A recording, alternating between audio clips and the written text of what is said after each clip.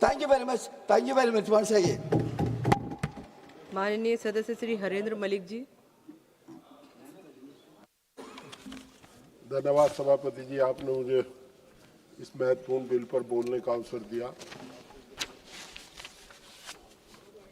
छात्रों का लगातार शोषण हुआ, लगातार पेपर लीक हुए, नौजवान गुस्से में जंतर मंतर पर आकर के बैठा।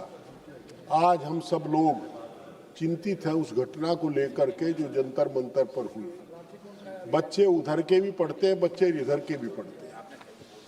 जिसकी आत्मा जिंदी है वो अत्याचार के खिलाफ लड़ा करता है, और कहा ही जाता है कि जिंदा वही है जो धारा के प्रतिकूल तैरता है, लाश तो पानी के साथ बह जाती है। क्या बात।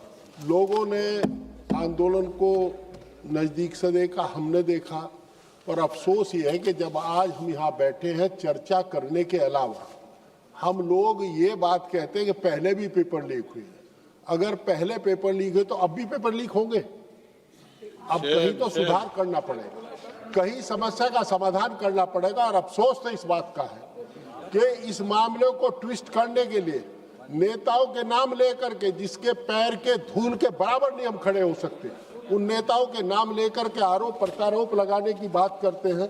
अभी एक माननीय सदस्य ने, मैं नाम नहीं किसी का लूंगा, कहा अखिलेश यादव जी की बात की। उनकी सरकार में जितना साफ सुथरा शासन हुआ, बदमाश की तो हिम्मत नहीं थी पुलिस पर फायर कर दे।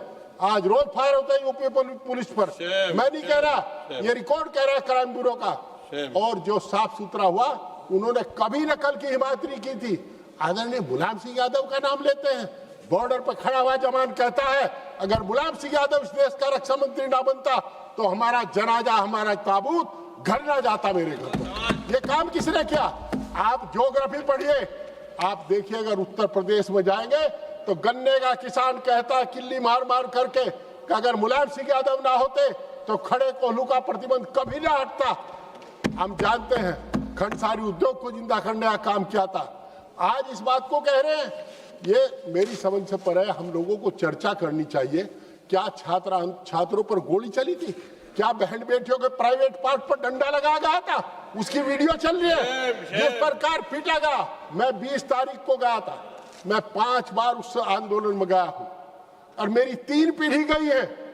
मेरा बेटा एमएलए पंकज मलिक वो भी गया है और मेरा ग्रैंडसन भी गया है।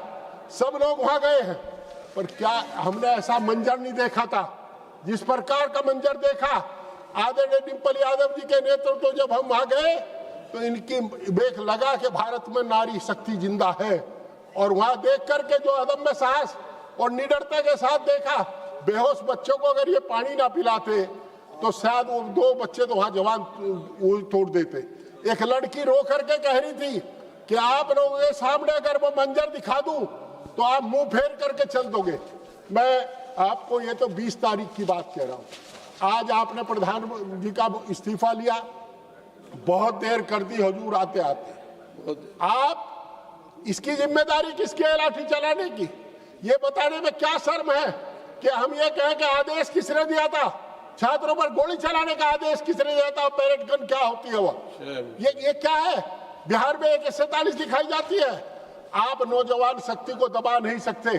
केवल ये कहने मात्र से काम नहीं चलता। पहले भी हुआ है, पहले छात्र आंदोलन हुआ था, उसके बाद सरकार बदली गई थी, और मैं दावे के साथ कहता हूं अब भी सरकार बदली जाएगी। दोस्तों, सरकार समाधान के स्थान पर बहाने टोहरे हैं। आप रामपुर में, हम रोज यहाँ सभी मान्य सदस्य इधर का उधर का कहते हैं सरकारी यूनिवर्सिटी बननी चाहिए, यूनिवर्सिटी बननी चाहिए। जौहर विश्वविद्यालय को ध्वस्त करने का काम कर रहे हैं। शर्म आती है ये देख करके। मैं गया था रामपुर, हमने बात की। विश्वविद्यालय की स्थापना 16 में पूर्ण हो चुका था निर्माण, और नोटिफिकेशन हुआ 24 में। मैंने डीएम से पूछा क्या नोटिफिकेशन पिछली डेट से लागू करने का प्राविधान था? अगर नहीं जी, और उसके बाद डिमोलिश करने कार्रवाई कर रहे हैं। शर्म आनी चाहिए। आप जो शिक्षा के मंदिर है उनको ध्वस्त करने का काम बंद करो, शिक्षा को बचाने का काम करो। और देखे जिस ओर जवानी चलती है उस ओर जमाना चलता है। आप अभी तो मैं शुरू भी नहीं हुआ, आप अभी बटन पर हाथ धर रही। देखे ये इस तरह का काम सरकार को शोभा नहीं देता। और जिस प्रकार सीबीआई जांच तो कितनी होली इन मामलों की, आज तक कोई कार्रवाई हुई? फास्ट ट्रैक कोर्ट की बात है, आपने उसमें कोई प्राविधान सुधार का तो किया नहीं। गरीबों के बच्चे जिन प्राइमरी स्कूल में पढ़ते थे, जरा उत्तर प्रदेश की तरफ देखिए, स्कूल बंद करके शराब के ठेके खोले गए हर गांव। स्कूल बंद करके गांधी के देश में, क्योंकि गरीब का बच्चा पढ़ रहा है और सरकार की मंशा है। अभी गिनवा रहे थे एक सज्जन, मैं सम्मान के साथ कहना चाहता हूं, आपने एमबीबीएस की सीट तो गिनवा दी, पर आपने ये भी गिनवा के फीस कितने गुना बढ़ा दी। आज गरीब किसान का बच्चा, जो सपना चौधरी चरण सिंह ने देखा था, जो सपना लोहिया जी ने देखा, जो सपना नेताजी ने देखा था, उसके मुताबिक किसान का बच्चा पढ़ नहीं सकता। कारण जब हम शहर में गुजरते हैं तो देखते थे गांव के बेटों का नाम लिखा हुआ है बोर्ड पे, फला डॉक्टर। एमबीबीएस की फीस 2 लाख रुपए पर एनम से बढ़ा करके इन्होंने 18 लाख रुपए पर एनम कर दी। मुझे दुख होता है देख करके, आसन का हम बहुत सम्मान करते हैं, बहुत 20 लाख और 50 लाख कर दी, और एमबीए की फीस बढ़ी है। और दुख इस बात का होता है, इधर से बैठे एक सज्जन निर्देश दे रहे हैं आपको, इन्हें रोकिए। अरे हम सच बोलते हैं, आपको पीड़ा होती है, हमको चाटुकार थोड़े हैं कि यहाँ चाटुकार कैसा आए हैं, जनता के बल पर आए हैं, छठा चुनाव जीत करके आए हैं। मैं एक बात कहकर के अपनी बात खत्म करता हूँ, मेरा अनुरोध है सरकार से, इस व्यवस्था को पारदर्शी बनाइए।